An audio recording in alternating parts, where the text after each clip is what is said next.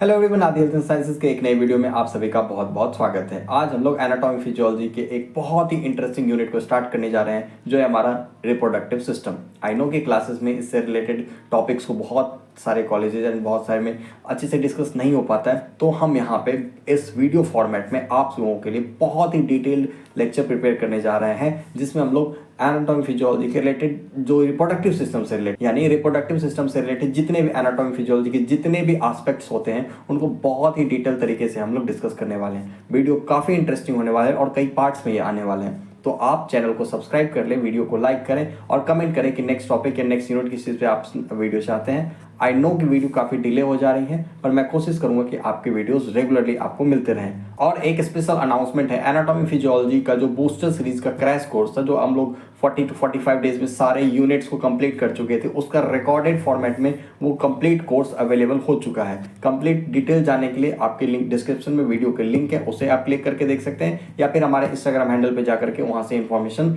ले सकते हैं। उन चीज़ों को जिन बच्चे का खासकर जो बीएससी फर्स्ट सेमेस्टर के एग्जाम्स देने वाले हैं, उन लोगों के लिए वो बहुत ही इंपॉर्टेंट कोर्स होने वाला है, तो जाके उस कोर्स को अभी से परचेज करें और उसका रिवीजन करना स्टार्ट कर दें। आप लोगों के एग्जाम्स नजदीक है तो एग्जाम के प्रिपरेशन में लग जाएं। तो चलिए अब स्टार्ट करते हैं फीमेल रिप्रोडक्टिव सिस्टम। एक चीज ध्यान रखिए कि हम लोग इस यूनिट्स को कंप्लीटली जो डिस्कस करने वाले हैं वो कुछ इस तरीके से डिस्कस करेंगे कि बेसिकली जो रिप्रोडक्टिव सिस्टम्स हैं वो हमारा अकॉर्डिंग टू आईएनसी सिलेबस भी ये कहता है, जो आप रिप्रोडक्टिव सिस्टम है तो उसको हम दो पार्ट्स में करते हैं, एक फीमेल रिप्रोडक्टिव सिस्टम और एक मेल रिप्रोडक्टिव सिस्टम। यानी रिप्रोडक्टिव सिस्टम जो बेसिक इंट्रोडक्शन है उनको हम समझते हैं और फिर हम लोग स्टार्ट कर रहे होते हैं female reproductive system. Introduction I hope कि आप लोग आपके पास बुक्स होंगे तो उन चीज़ों पर आप लोग डिस्कस कर लगे, एंड एज सच वो इंपॉर्टेंट आपके एग्जाम में कुछ नहीं पूछता है, तो वहां पे हम ज्यादा फोकस ना करते हुए आपको टू दी पॉइंट हम डिस्कस करने वाले हैं। स्टार्ट कर रहे हैं female reproductive system. As per my behaviour हम उसके बेसिक इंट्रोडक्शन को पहले डिस्कस करेंगे, फिर हम लोग स्टार्ट करेंगे क्या, फीमेल रिप्रोडक्टिव सिस्टम। ओके, तब आप लोगों के लिए सवाल आता है कि सर रिप्रोडक्टिव सिस्टम पढ़ना ही जरूरी क्यों है, यानी रिप्रोडक्टिव सिस्टम ही क्यों पढ़े, हम लोग डाइजेस्टिव सिस्टम पढ़ लेते हैं हम लोग, या नर्वस सिस्टम या कोई और सिस्टम। तो इस वक्त हम बात करें कि रिप्रोडक्टिव सिस्टम क्यों जरूरी है, तो जाहिर सी बात है कि सर रिप्रोडक्शन क्यों जरूरी है। यानी आपका सवाल आ जाएगा कि रिप्रोडक्शन क्यों जरूरी है। रिप्रोडक्शन इसलिए जरूरी है कि आप सोचो कि आपने पढ़ा cell, tissue, cardiovascular system, lymphatic system, endocrine system, अलग अलग जब यूनिट्स आप पढ़ते हो तो हर यूनिट्स के एक थीम होते हैं। वो थीम जब यहाँ पे हम रिप्रोडक्टिव सिस्टम की सिर्फ बात करेंगे तो वो थीम आ जाता है क्या, सर रिप्रोड्यूस करना, टू रिप्रोड्यूस, यानी जो लिविंग ऑर्गेनिज्म जो है अपने पॉपुलेशन को मेंटेन करने का जो प्रोसेस है वही क्या है, रिप्रोडक्शन। हाँ, और वो रिप्रोडक्शन करना जरूरी है। अगर वो रिप्रोडक्शन नहीं होगा तो पॉपुलेशन अपने नंबर को मेंटेन नहीं कर पाएगा, वो स्पीसीज अपने नंबर को मेंटेन नहीं कर पाएंगे, देन क्या होगा, एक्सटिंक्ट हो जाएंगे। तो एक्सटिंक्ट होने से बचने के लिए, अपने नंबर्स को, अपने पॉपुलेशन को मेंटेन करने के लिए रिप्रोडक्शन होना जरूरी है। अब रिप्रोडक्शन करने के लिए हम लोग को दो चीजें चाहिए होंगी, एक मेल गैमेट और female gamete and female reproductive system, जिससे हम क्या कर पाएंगे, रिप्रोडक्शन करवा पाएंगे। तो पहले हम बहुत ही डिटेल तरीके से स्टार्ट करने वाले फीमेल रिप्रोडक्टिव सिस्टम, देन आगे हम उन चीजों को और डिस्कस करेंगे। चलिए तो बात करते हैं रिप्रोडक्शन की। अब रिप्रोडक्शन है क्या, reproduction is one of the fundamental characteristics that distinguishes living organism from non living matter. क्या करता है कि रिप्रोडक्शन एक फंडामेंटल कैरेक्टरिस्टिक्स है लिविंग ऑर्गेनिज्म का, जो लिविंग और नॉन लिविंग को अलग कर डिफरेंशिएट करता है। कहने का मतलब कि नॉन लिविंग थिंग्स जो है क्या वो रिप्रोड्यूस कर सकते हैं, आंसर है नहीं। नॉन लिविंग थिंग्स आप रिप्रोड्यूस नहीं कर सकते, लिविंग थिंग्स कर सकते हैं। तो ये कैरेक्टरिस्टिक्स फीचर आ जाता है कि सर लिविंग ऑर्गेनिज्म आप खुद को रिप्रोड्यूस कर लेते हैं, यानी खुद के जैसे ऑफस्प्रिंग को रिप्रोड्यूस कर सकते हैं। और ये reproduction it ensures the continuation of species. जाहिर सी बात है जो स्पीसीज है वो अपने नंबर को मेंटेन रखे, कंटिन्यू कर पाए, तो रिप्रोडक्शन ही वो मदद कर रहा होता है। The complexity of the reproductive process increases with the advancement of animal kingdom। जैसे आप एनिमल किंगडम में हायर एनिमल्स की ओर बढ़ते जाएंगे, क्या होगा कि रिप्रोडक्शन का प्रोसेस भी क्या होता है, कॉम्प्लेक्स होते जाता है। हायर एनिमल्स में हम लोग बेसिकली होमो सेपियंस, जो ह्यूमंस की बात कर रहे हैं, यहाँ पे हम लोग ह्यूमंस का ही डिस्कशन करने वाले हैं। क्या next, simpler in the primitive animals and more complex in the higher animals. वही जाहिर सी बात है कि क्या होता है कि सिंपलर एनिमल्स हैं तो वहाँ पे क्या होगा, रिप्रोडक्शन का प्रोसेस थोड़ा सा सिंपलर होता है। हाँ, प्रिमिटिव एनिमल्स जो बेसिकली हाईली डेवलप नहीं हुए, जिनकी डेवलपमेंटल प्रोसेस बहुत पीछे की थी, तो वहाँ पे क्या हुआ कि रिप्रोडक्शन का प्रोसेस बहुत सिंपल होगा। लेकिन जैसे हम हायर मैमल्स की ओर बढ़ते हैं तो ये क्या होता है, प्रोसेस थोड़ा सा कॉम्प्लेक्स होते जाता है। आई नो कि ह्यूमन रिप्रोडक्शन भी काफ़ी कॉम्प्लेक्स प्रोसेस है और इस यूनिट में काफ़ी सारे कन्फ्यूजन्स भी आते हैं। तो अगर आप इस वीडियो को बहुत अच्छे तरीके से कंटिन्यू देखते हैं तो आपको सारे टॉपिक्स बहुत ही डिटेल तरीके से क्लियर हो जाएंगे। साथ में वो क्लास नोट्स भी मिले तो आपने नोट्स भी यहाँ से प्रिपेयर कर सकते हैं। In mammals, including humans, reproduction occurs by sexual processes where male and female reproductive organs differ anatomically and physiologically.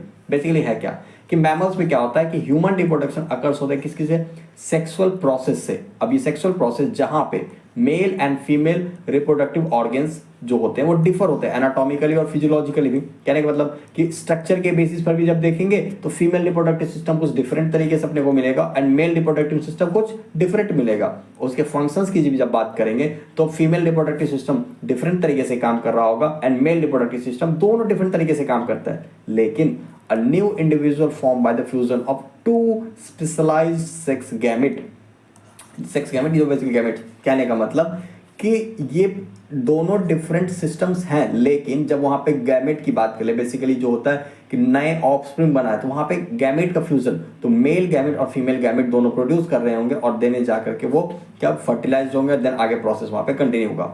Male gamete हमारा क्या है, स्पर्मेटोजोआ और प्लूरल फॉर्म स्पर्मेटोजून और प्लूरल फॉर्म में क्या है स्पर्मेटोजोआ, और फीमेल गैमेट क्या है ओवम, प्लूरल फॉर्म क्या है उसका ओवा। क्लियर ये चीज। अब आउटलाइन ऑफ दिस चैप्टर की बात कर ले, यानी अब हम लोग इन चीजों को जो डिस्कस करेंगे वो किस तरीके से करेंगे। स्ट्रक्चर और फंक्शन समझेंगे male and female reproductive organs को, और गैमेट प्रोडक्शन देखेंगे, स्पर्मेटोजेनेसिस एंड oogenesis, प्रेगनेंसी के थोड़े बहुत एस्पेक्ट्स को समझेंगे। यहाँ पे इन एनाटॉमी फिजियोलॉजी हम लोग डिटेल नहीं देखते, वहाँ पे हम ओबीजी के लेक्चर्स जब बना रहे होंगे तो उस वक्त हम वहाँ पे डिटेल फर्टिलाइजेशन के प्रोसेस, डेवलपमेंटल स्टेजेस, उन पीडिया में जो फिर क्या क्या चीजें होती है तो ओबीजी पीडिया जब वहाँ पे डिस्कस कर रहे होंगे तो वहाँ पे ये चीजें आपको आ रही होगी। ओके, तो ये ओवरऑल हमारा है फीमेल रिप्रोडक्टिव सिस्टम। आगे हम इन चीज़ों को डिस्कस करेंगे। फीमेल रिप्रोडक्टिव सिस्टम के ऑर्गन्स को समझे उससे पहले हम लोग समझते हैं कि फीमेल रिप्रोडक्टिव सिस्टम एक्चुअली काम क्या करते हैं। फंक्शंस को हम लोग क्लियर कर लेंगे, उसके देन हम आपके आकर के स्ट्रक्चर्स को समझेंगे तो वो समझने में थोड़ी सी आसानी होगी। पहली चीज, ये काम करता क्या है, the female reproductive system perform several vital function, कई तरह के वाइटल फंक्शंस परफॉर्म करते हैं फीमेल रिप्रोडक्टिव सिस्टम, जिसमें से पहला आपका है फॉर्मेशन ऑफ ओवा। ओवा मतलब क्या सर, फीमेल गैमेट जो पड़े दो पर, हाँ तो फीमेल गैमेट का प्रोडक्शन कौन कर रहा होगा, फॉर्मेशन कौन कर रहा होगा, तो female reproductive system. Production of female gamete जो एग कहाँ होता है सर, ओवरीज में। अम्मी यानी सर हम लोग को ओवरीज डिस्कस करना होगा। क्या है, रिसेप्शन ऑफ स्पर्मेटोजोआ, यानी स्पर्मेटोजोआ को रिसीव करने का काम। Providing a passage for sperm to reach ovum, यानी ओवम तक पहुंचने के लिए स्पर्म हो, हाँ यानी स्पर्म ओवम तक पहुंच जाए, इसके लिए क्या पैसेज बना करके दे रहा होता है, कौन, via the vagina and uterus. Vagina और यूट्रस एक प्रकार का पैसेज बना के देता है कि भाई साहब स्पर्म जाएगा ओवम के साथ फ्यूज कर रहा होगा।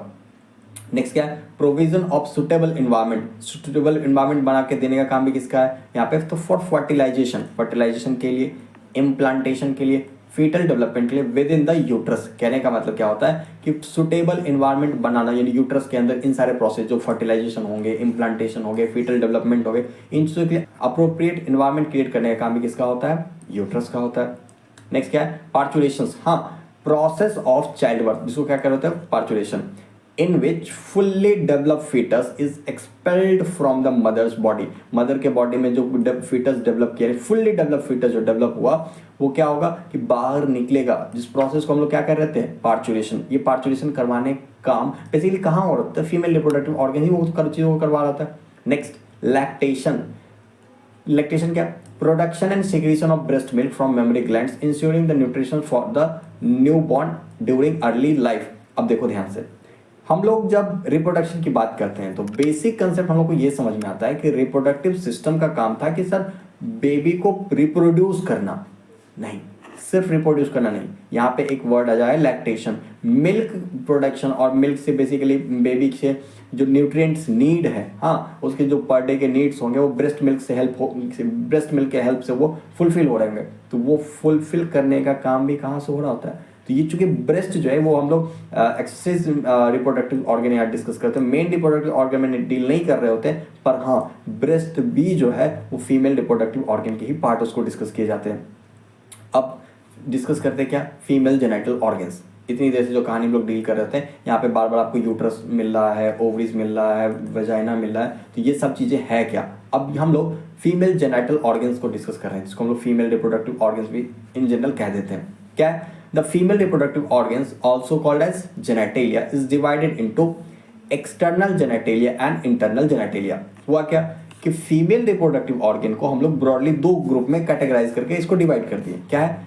एक्सटर्नल जेनेटेलिया और इंटरनल जेनेटेलिया, यानी दो ग्रुप में डिवाइड किए। एक्सटर्नल जेनेटेलिया क्या है? Visible outside the body. External genitalia क्या है कि फीमेल के बॉडी से आपको बाहर दिख रहा होता, फॉर्मिंग द वल्वा, जिसको हम लोग वल्वा कहते हैं। हाँ, यानी फीमेल रिप्रोडक्टिव ऑर्गन का वो पार्ट जो बॉडी के बाहर विजिबली दिख रहा होता है उसको क्या कहते हैं? वल्वा या एक्सटर्नल जेनेटेलिया। और इंटरनल जेनेटेलिया किसको कहते हैं? Located with in the pelvis. वो पेल्विक कैविटी के अंदर जो हम लोग डील कर रहे होते हैं ना, कि इंटरनल जेनेटेलिया कहते हैं जो पेल्विक के अंदर होते हैं, इंक्लूडिंग उनमें क्या क्या चीजें होंगी? ओवरीज होंगे, यूट्राइन ट्यूब्स है जिसको फैलोपियन ट्यूब्स कहते हैं, यूट्रस कहते हैं, वेजाइना, इन सारी चीजों जो होते हैं वो कहाँ आ जाते हैं? इंटरनल जेनेटेलिया में। आई होप कि आप लोगों को ये बेसिक डिफरेंस समझ में आ गया, एक्सटर्नल जेनेटेलिया और इंटरनल जेनेटेलिया। अब बात हम लोग करते हैं किस चीज की? यहाँ से उठाएं एक्सटर्नल जेनेटेलिया, जिसको क्या कहते हैं? वल्वा। ध्यान रखिएगा कि कहीं पे एक्सटर्नल जेनेटेलिया पूछ रहा हो या वल्वा पूछ रहा हो, दोनों एक ही चीज़ है। कंफ्यूज मत करना कि सर एक्सटर्नल जेनेटेलिया कुछ डिफरेंट चीज़ है और वल्वा कुछ डिफरेंट। नहीं, वल्वा और एक्सटर्नल जेनेटेलिया दोनों एक ही वर्ड है, मतलब एक ही मीनिंग है, इंटरचेंज होकर यूज हो रहा होता है। चलिए अब बात करते हैं किसकी? एक्सटर्नल जेनेटेलिया की। एक्सटर्नल जेनेटेलिया के इंट्रोडक्शन है कि the external genitalia in females are collectively known as vulva. External genitalia में जितने ऑर्गन्स आपको या पार्ट्स दिख रहे होते हैं वो उसको कलेक्टिवली क्या कह देते हैं? Vulva. They perform the outer visible part of the female reproductive system and play important roles in protection, sexual stimulation and facilitating entry of spermatozoa during the sexual intercourse. Okay, तो vulva की कहानी क्या है कि ये vulva जो है they form the outer visual part of female reproductive system. Female reproductive system का जो बाहर में जो विजिबल पार्ट होता है वो बना रहा था कौन? वल्वा। और क्या? प्ले इंपॉर्टेंट रोल्स, वो इंपॉर्टेंट रोल प्ले कर रहा था। कहाँ कहाँ? प्रोटेक्शन में, यानी फीमेल रिप्रोडक्टिव सिस्टम को प्रोटेक्ट करने के काम में ये मदद कर रहा होगा। देख क्या है? सेक्सुअल स्टिमुलेशन, जो बेसिकली फीमेल जब सेक्सुअल अराउजल में होती है तो वहाँ पे स्टिमुलेट करने में, यानी फीमेल को स्टिमुलेट करने में कौन मदद कर रहा होगा वहाँ पे? Vulva. Facilitating the entry of spermatozoa, spermatozoa के एंट्री को फैसिलिटेट करना, यानी बेसिकली इंटरनल रिप्रोडक्टिव सिस्टम में पहुंचे, इंटरनल फीमेल रिप्रोडक्टिव सिस्टम में पहुंचे तो वहां पे पहुंचाने में मदद कौन कर रहा होगा? Vulva. During sexual intercourse, sexual intercourse के दौरान स्पर्मेटोजोआ को तो पहुंचना है ना फीमेल रिप्रोडक्टिव ऑर्गन में, तो ये कौन मदद कर रहा होगा? वल्वा। अब the vulva includes the following structures, यानी इस वल्वा में कुछ फॉलोइंग स्ट्रक्चर्स है। क्या क्या मिलेगा? Labia majora, labia minora, clitoris, vestibule, vaginal orifice, hymen and vestibular gland, जो क्या कहते हैं? Bartholin's glands. यानी एक्सटर्नल जेनेटेलिया जिसको वल्वा कहते हैं, इस वल्वा के कई सारे स्ट्रक्चर्स आपको देखने को मिलते हैं। क्या है? Labia majora, labia minora, clitoris, vestibule, vaginal orifice, hymen और वेस्टिबुलर ग्लैंड्स। यानी वल्वा में ये सारे स्ट्रक्चर्स को हम लोग एक एक करके डील कर रहे होंगे। तो पहले अब स्टार्ट करते हैं हम लोग किस चीज से? लेबिया मेजोरा। ओके, क्या है लेबिया मेजोरा? तो sir the labia majora are the two large longitudinal folds of the skin forming the outer boundaries of the vulva. Sir labia majora का एक कंसेप्ट तो क्लियर बता रहा है कि क्या दो लॉन्गिट्यूडनल फोल्ड्स होंगे और ये क्या बना रहेंगे? Folds of skin, basically skin के फोल्ड्स होंगे जो कहाँ होंगे? Forming the outer boundaries of vulva. यानी एक्सटर्नल फीमेल जेनेटेलिया जो है उसका आउटर बाउंड्री जो बना रहा होगा वो कौन बना रहा होगा? Labia majora. They are composed of skin, fibrous tissue, fat and contain sebaceous and eccrine sweat glands. कहने का मतलब क्या है कि सर ये बने होंगे स्किन से, फाइब्रस टिश्यू से, फैट से, और ये कंटेन करते होंगे sebaceous and eccrine sweat glands, यानी स्वेट ग्लैंड्स और सेबेसियस ग्लैंड्स वहां पे होंगे। पहले देखते हैं उसकी चीजों को, फिर आगे हम लोग डील करते हैं। ओके, ये बेसिकली एक ओवरव्यू है आपके फीमेल रिप्रोडक्टिव ऑर्गन का, जहाँ पे आप देख रहे होते हैं यहाँ पे जब एंट्रेंस में देखोगे तो आपको क्या मिलेगा? वेजाइना, सर्विक्स, यूट्रस, ओवरीज और फैलोपियन ट्यूब। जब बेसिकली ये इंटरनल रिप्रोडक्टिव ऑर्गन आप डील करोगे तो वहाँ पे ये डायग्राम काम आएगा, और जब एक्सटर्नल जेनेटेलिया की बात करोगे तो आप इस डायग्राम को डील कर रहे होगे। क्या था? लेबिया मेजोरा को जब हम डील कर रहे थे तो बताया गया कि सर लेबिया मेजोरा क्या होगा कि लॉन्गिट्यूडनल फोल्ड है किसका? स्किन का, और ये बनाता है outer boundaries of vulva. Vulva का आउटर बाउंड्रीज बेसिकली कुछ और नहीं, ये इसकी बात कर रहा है। ये आउटर स्ट्रक्चर जो आप देख रहे हो यहाँ पे जो जिसको मैं हाईलाइट करने की कोशिश कर रहा हूँ, ये आपका क्या है, लेबिया मेजोरा। ये क्या है सर, दो लॉन्गिट्यूडनल स्किन के फोल्ड से, दो क्या है आपके लॉन्गिट्यूडनल स्किन के फोल्ड से, जिसको हम लोग क्या कह रहे होते हैं, लेबिया मेजोरा। ये देखो लेबिया मेजोरा। अब क्या है लेबिया मेजोरा की कहानी, इस सर एंटीरियरली जो होगा, ओके, यहाँ पे अब फाइब्रस टिश्यूज होंगे, फैट्स होंगे, सेबेसियस एंड एक्रेंट स्वेट ग्लैंड्स होंगे। यहाँ पे ग्लैंड्स वगैरह एग्जिस्ट कर रहे होंगे, सेबेसियस और sweat glands. Anteriorly they unite in the form of anteriorly they unite in front of the symphysis pubis forming the mons pubis। होता क्या है कि ये एंटेरियरली आगे की ओर जो होगा, जो बेसिकली यहाँ पे आपस में क्या होगा कि यूनाइट में जो यानी आपस में ज्वाइन कर रहा होगा, यानी दो फोल्ड बताया गया, तो एक फोल्ड ये रहा और एक फोल्ड ये, दोनों फोल्ड आपस में ज्वाइन कर रहा होगा in front of the pubic symphysis या सिम्फाइसिस प्यूबिस। ठीक है, यानी प्यूबिक सिम्फाइसिस वो बोन वाला जो तुम लोग देख रहे हो, तो वहां पे इसके सामने में, यानी यहाँ प्यूबिक सिम्फाइसिस इसके पीछे मान लेना कि यहाँ पे क्या होगा कि ये दोनों आपस में ज्वाइन कर रहे होते हैं और बनाते क्या है, मॉन्स प्यूबिस। ठीक है, मॉन्स प्यूबिस ये बना रहे होते हैं, ध्यान रखिएगा। एंटेरियरली लेबिया मेजोरा के दो स्किन फोल्ड्स आपस में ज्वाइन करेंगे और उसके ऊपर में बना रहे होंगे क्या, मॉन्स प्यूबिस। नेक्स्ट क्या, posteriorly they merge with the skin called perineum. अब पीछे जाकर के, यानी आगे तो यहाँ पे क्या प्यूबिक सिम्फाइसिस के आगे ज्वाइन किया, बना दिया प्यूबिक मॉन्स प्यूबिस, और पोस्टेरियरली क्या होगा, they merge with the skin called perineum. अब यहाँ पीछे जब आप जाएंगे तो यहाँ पीछे जब मर्ज कर रहा होगा तो बनाएगा क्या, पेरिनियम। आगे पेरिनियम को भी हम डिस्कस करने वाले हैं। प्यूबर्टी के टाइम पे क्या होता है, at puberty hair develops on the mons pubis and outer surface of the labia majora. Okay, तो होता क्या, देखो ध्यान से कि सर बताया गया कि लेबिया मेजोरा जो है आगे की ओर एंटेरियरली जाके ज्वाइन करेगा और बनाएगा क्या, मॉन्स प्यूबिस। क्लियर है, ये मॉन्स प्यूबिस बनाया। उसके बाद क्या हुआ कि प्यूबर्टी के टाइम में क्या होता है कि मॉन्स प्यूबिस के आसपास ना यहाँ पे हेयर्स के ग्रोथ आने लगते हैं। किसके ग्रोथ आते हैं, हेयर डेवलप होते हैं। वो डेवलप क्या है, तो मॉन्स प्यूबिस में बेसिकली वो हेयर डेवलप करते हैं। अच्छा, ये हेयर कब तक रहते हैं, तो बेसिकली कहा जाए तो जब तक फीमेल रिप्रोडक्टिव अपने एज में रहेगी तब तक ये मॉन्स प्यूबिस प्रॉपर तरीके से रहते हैं। उसके बाद हेयर्स फिर बाद में आप देखो मेनोपॉज वगैरह कंडीशंस पर होगे तो ये हेयर्स क्या होते हैं, धीरे धीरे कमने लग जाते हैं, इसकी डेंसिटी कम हो जाती है नॉर्मली, यानी फीमेल जब रिप्रोडक्टिव एज में है तो ये मॉन्स प्यूबिस के हेयर प्रेजेंट रहते हैं। नेक्स्ट क्या है, their main function is to protect the delicate inner structure of vulva. अब इसका मेन फंक्शन क्या है, तो सर मेन फंक्शन है कि वल्वा के अंदर जो आपके डेलिकेट बहुत सॉफ्ट ऑर्गन्स जो प्रेजेंट हैं उसको प्रोटेक्ट करने का काम कर रहे होते हैं लेबिया मेजोरा और अब ये मॉन्स प्यूबिस आपस में। ओके, नेक्स्ट अब डिस्कस करते हैं किसकी, लेबिया माइनोरा। लेबिया माइनोरा क्या है कि sir the labia minora are two thin folds of skin situated between the labia majora. Sir labia majora outer fold था, अब उसके अंदर यानी एक स्ट्रक्चर कुछ ऐसे आप इमेजिन करो यहाँ पे कि बाहर वाला एक स्ट्रक्चर जो आपका क्या है, लेबिया मेजोरा, और इसके अंदर भी आपके एक स्ट्रक्चर आपको अरेंजमेंट मिलेगा, वो क्या है, लेबिया माइनोरा। ये आप मान लो कि आपका क्या है, लेबिया माइनोरा। अब इसकी कहानी क्या है कि they contain numerous sebaceous and eccrine glands but no fat और हेयर। होता क्या समझो, यहाँ पे ये आपको यहाँ पे ये लाइनिंग दिख रहा हो, कहाँ गया, लेबिया माइनोरा। ये लाइनिंग, आउटर लाइनिंग क्या था, लेबिया मेजोरा, और इनर लाइनिंग क्या है आपका, लेबिया माइनोरा। अब ये फोल्ड जो आप देख रहे हो, ये फोल्ड आपका क्या है, लेबिया माइनोरा। अब ये लेबिया माइनोरा कहाँ होता है, सर लेबिया मेजोरा के अंदर सेकंड फोल्ड जो आपको मिलेगा ये क्या आपका, labia minora. Okay, labia minora.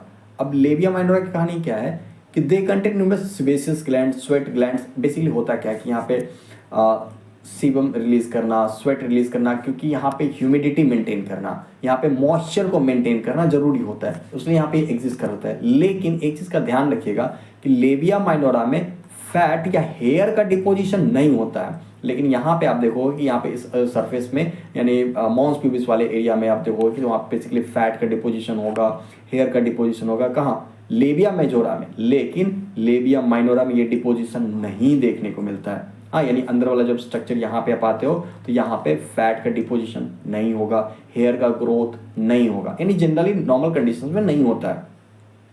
The space between two labia minora is known as vestibule. अब दो लेविया माइनोरा के बीच में, यानी हम ये लेविया माइनोरा अगर बना लिए तो इस लेविया माइनोरा के बीच में आपको जो ये एरिया दिख रहा है ये क्या है, वेस्टिब्यूल। क्या कहते हैं, वेस्टिब्यूल, यानी ये एरिया आपको क्या दिख रहा है, आपको वेस्टिब्यूल। ध्यान रखिएगा कि दो लेविया माइनोरा के बीच के स्पेस को क्या कहते हैं, वेस्टिब्यूल।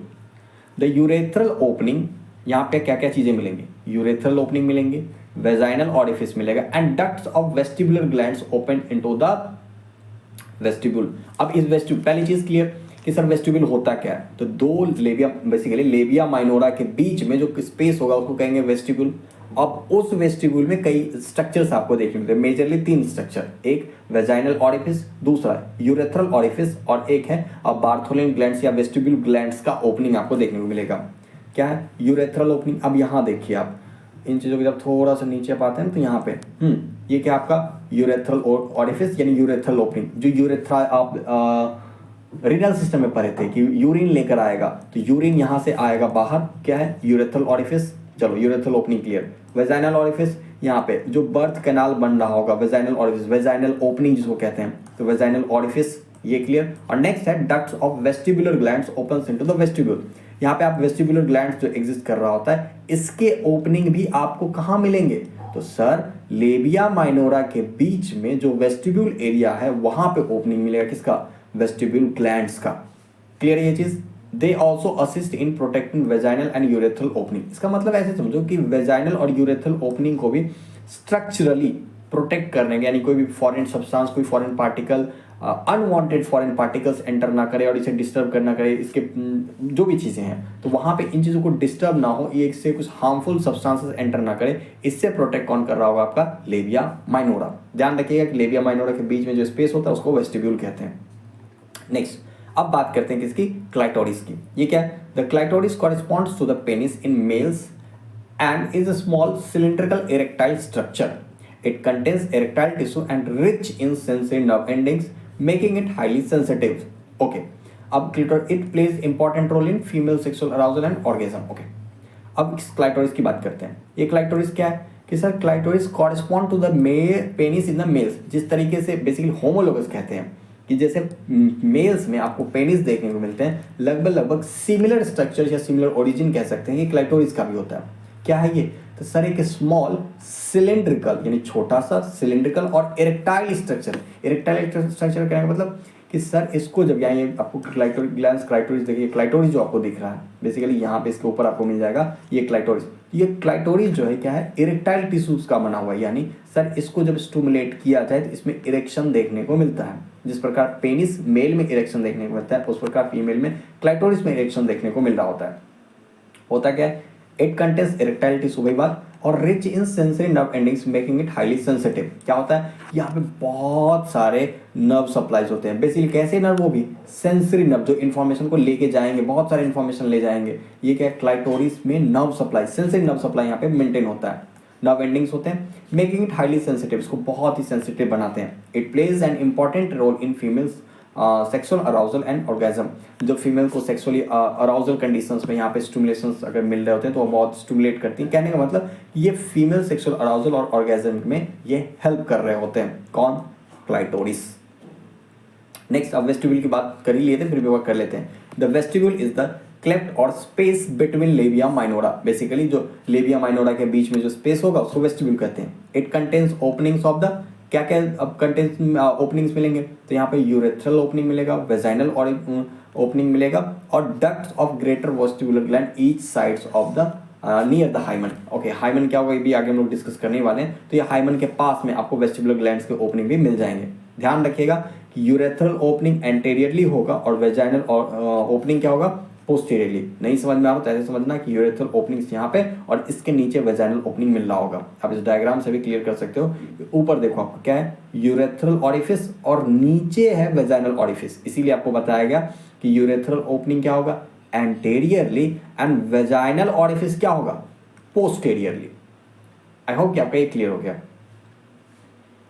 अब नेक्स्ट बात करते हैं हाइमन की। हाइमन क्या है, the hymen is a thin mucous membrane that partially closes the vaginal orifice.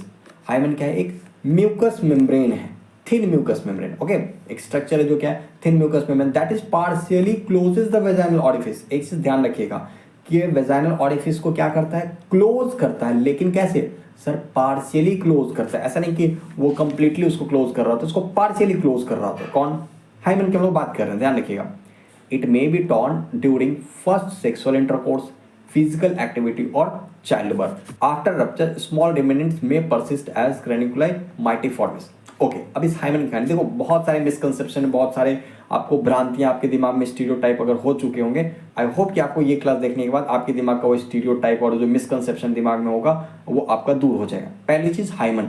Hymen एक थिन म्यूकस मेम्ब्रेन है, यानी एक सीट लाइक स्ट्रक्चर, एक मेम्ब्रेन है। ओके, लेकिन ध्यान रखिएगा ये बहुत पतला सा मेम्ब्रेन होता है।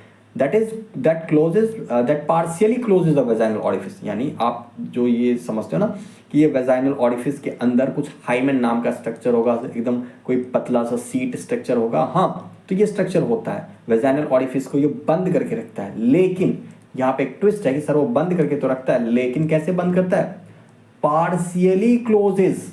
हाँ, वो कंप्लीटली क्लोज नहीं करके रखता है, पार्शियली क्लोजेस।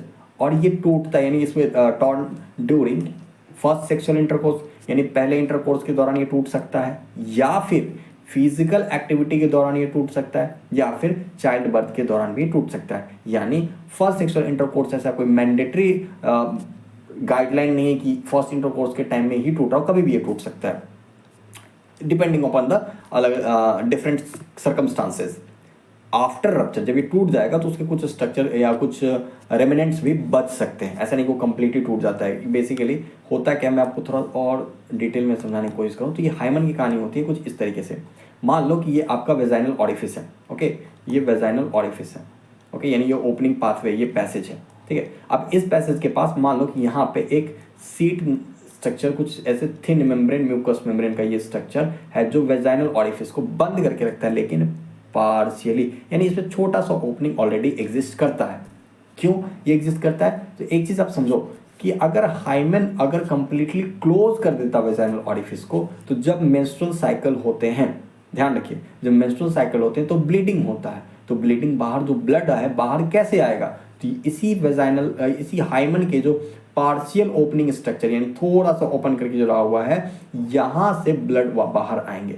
अगर ये हाइमन कंप्लीटली वेजाइनल ऑरिफिस को बंद कर देगा तो मेंस्ट्रुअल ब्लड कहाँ से आएगा, बाहर नहीं आएगा। तो फीमेल को एब्नॉर्मलिटी समझ में आएगा, डॉक्टर्स के पास जाएंगे और जब वहाँ के जाकर एग्जामिनेशन होगा, वेजाइनल एग्जामिनेशन होगा, तो पता चलेगा कि हाइमन जो है वो कंप्लीटली क्लोज किया गया। फिर with a small surgical procedure क्या किया जाएगा, यहाँ पे हाइमन में छोटा सा ओपनिंग किया जाएगा, जिससे वो मेंस्ट्रुअल ब्लड आपके बाहर आ सकते हैं।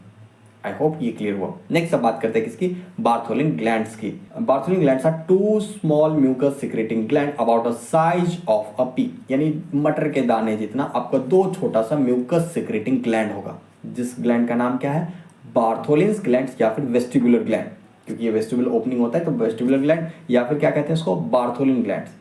They are located on the each sides of the vaginal opening. Vaginal opening के दोनों sides में क्या होते हैं कि ये exist कर रहे होते हैं near the attachment of the hymen. ये hymen के पास में होते हैं। Their ducts open into the vestibule and secrete mucus to keep vulva moist and lubricated during sexual activity. अब ये बार्थोलिन ग्लैंड्स का काम क्या है, बार्थोलिन ग्लैंड्स है ये वेजाइनल ओपनिंग के दोनों साइड्स में एग्जिस्ट कर रहे होते हैं near the attachment of the hymen, यानी हाइमन, यानी अगर आप ये मान के चल रहे हो कि ये आपका वेजाइनल ओपनिंग है और यहाँ पे अगर आप हाइमन मान रहे हो तो यहाँ पे साइड में मानो कि हाइमन के पास में क्या मिलेगा आपको, बार्थोलिन ग्लैंड्स दोनों साइड्स में। अब ये बार्थोलिन ग्लैंड्स क्या होते हैं कि the ducts open into the vestibule, Bartholin glands का डक्ट कहाँ ओपन होगा, वेस्टिब्यूल में, और वो सिक्रीट करता है क्या, म्यूकस, यानी बार्थोलिन ग्लैंड क्या सिक्रीट कर रहा होता है आपका, म्यूकस सिक्रीट कर रहा है। और ये म्यूकस काम क्या करता है, तो कीप वल्वा मॉइस्ट, यानी वल्वा में मॉइस्चर प्रोवाइड करता है और लुब्रिकेटेड रखता है during sexual activity. Sexual activity basically sexual intercourse के टाइम में जब पेनिट्रेशंस हो रहे तो उस वक्त क्या होता है कि आपको लुब्रिकेशंस की जरूरत होती है। तो नेचुरल लुब्रिकेंट का हेल्प कौन कर रहा होगा, या नेचुरल लुब्रिकेंट की तरह से काम कौन कर रहा होगा, बार्थोलिन ग्लैंड्स। इसके ब्लड सप्लाई और नर्व सप्लाई की बात कर लें तो ये आपका आर्टेरियल सप्लाई बेसिकली क्या है, फ्रॉम इंटरनल पोडेंडल आर्टरी, जो ब्रांच है किसका, branch of internal iliac artery. Arterial supply आपके एक्सटर्नल रिप्रोडक्टिव ऑर्गन में जो मिल रहा होगा, या एक्सटर्नल जेनेटेलिया या फिर वल्वा का जो सप्लाई होगा वो क्या होगा, इंटरनल पुडेंडल आर्टरी क्या है, branch of internal iliac artery, internal iliac artery का ब्रांच इंटरनल पुडेंडल आर्टरी, ये सप्लाई कर रहा होगा आपके वल्वा को। वेनस ड्रेनेज की बात इंटरनल पुडेंडल आर्टरी जो ब्रांच है किसका, इंटरनल इलियक आर्टरी का, और एक्सटर्नल पुडेंडल आर्टरी जो ब्रांच है किसका, फीमोरल आर्टरी का। ये दोनों इंटरनल पुडेंडल आर्टरी और एक्सटर्नल पुडेंडल आर्टरी वल्वा को सप्लाई कर रहा होगा। वेनस ड्रेनेज की बात कर ले तो form venous plexus which drains into the internal iliac vein, venous plexus बनाते हैं वहां पे पास में, और वो क्या करते हैं, ब्लड को इंटरनल इलियक वेन में वहां पे ड्रेन आउट कर रहे होते हैं। नेक्स्ट क्या है, lymphatic drainage, drains mainly into the superficial inguinal lymph nodes. Lymphatic drainage जो होते हैं वो बेसिकली कहाँ जाते हैं, तो सुपरफिशियल इंग्विनल लिम्फ नोड्स में वो लिम्फेटिक ड्रेनेज डाल रहे होते हैं। नर्व सप्लाई की बात करें तो supplied by the branches of the pudendal के जो ब्रांच होंगे वो यहाँ पे नर्व सप्लाई दे रहे होंगे। नेक्स्ट इंपॉर्टेंट टॉपिक जो हमारा आ जाता है वो है पेरिनियम। अब ये पेरिनियम क्या है, तो perineum is a triangular area between vaginal opening and the anal canal. Basically vaginal opening और एनल कैनाल के बीच में जो ट्रायंगुलर एरिया बनता है उसको क्या कहते हैं, perineum. It consist of connective tissues, muscles and fat. जो पेरिनियम आपका बना होता है वो क्या होता है, कनेक्टिव टिश्यूज के बने होते हैं, मसल्स के बने होते हैं और फैट के बने होते हैं। It provide support attachment to the muscles of the pelvic floor. जो बेसिकली आप यहाँ देखोगे कि क्या होता है कि ये प्रोवाइड करता है सपोर्ट और अटैचमेंट कहाँ दे रहा होता है, muscles of pelvic floor, pelvic floor के मसल्स को वो सपोर्ट कर रहा होता है। It provide supports and attachment to the muscles of the pelvic floor, pelvic floor के मसल्स को वहाँ पे वो सपोर्ट कर रहा होगा। It plays an important role during childbirth as it must stretch considerably to allow passage of the baby. Basically क्या होता है कि यहाँ पे अब ध्यान से आप देखने की कोशिश करो कि ये आपका जो वेजाइनल ऑरिफिस है, ओके, वेजाइनल ऑरिफिस ये कंप्लीट हुआ और यहाँ से लेकर के ये एनल कैनाल, तो इसके बीच में जो एरिया है उसको हम क्या कहते हैं, पेरिनियल एरिया या पेरिनियम कहते हैं। अब ये पेरिनियम क्या होता है कि during childbirth it plays important role during childbirth as it must stretch considerably to allow passage of the baby. जब पार्चुलेशंस का प्रोसेस आप देखोगे तो वहाँ पे क्या होता है कि यहाँ पे मसल्स जो होते हैं वो यहाँ पे मदद कर रहे होते हैं और इसका स्ट्रेच होना बहुत जरूरी होता है ड्यूरिंग पार्चुलेशंस, और ये हेल्प कर रहा होता है। आज की क्लास में फिलहाल हम लोग इतना ही डिस्कस करते हैं। नेक्स्ट क्लास में लोग internal genitalia of the female reproductive system को डिस्कस करेंगे। एक बार फिर से याद दिला दूं, जो बीएससी फर्स्ट सेमेस्टर के जिन बच्चों का एग्जाम नहीं हुआ है और क्रैश कोर्स लेना चाहते हैं, उनका क्रैश कोर्स अब रिकॉर्डेड फॉर्मेट में अवेलेबल है। आपके लिंक डिस्क्रिप्शन में है, वहाँ से जाकर के आप मुझे इंस्टाग्राम पे डीएम कर सकते हैं या मेरे पर्सनल व्हाट्सएप नंबर पे आपने इन्फॉर्मेशन डिटेल्स डाल सकते हैं। पेमेंट प्रोसीड करने के बाद आपको क्लासेस के सारे लिंक्स आपको अवेलेबल हो जाएंगे। मिलते हैं नेक्स्ट क्लास में। वीडियो पसंद तो लाइक करें, चैनल सब्सक्राइब करें। धन्यवाद।